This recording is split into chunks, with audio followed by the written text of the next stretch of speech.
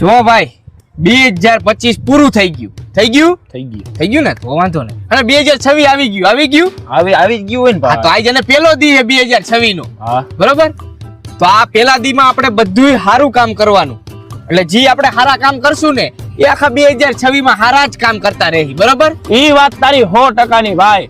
અને આપણે 2025 માં ખરાબ કામ જ કર્યા છે અને હવે 2026 માં આપણે સારા કામ કરવા પડશે. હા તો પછી અને તારું કામ થઈ જાય સારું આ નવા વર્ષમાં.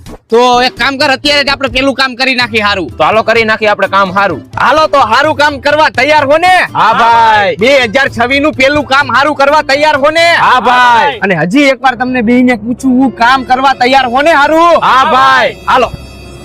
ચીયર્સ.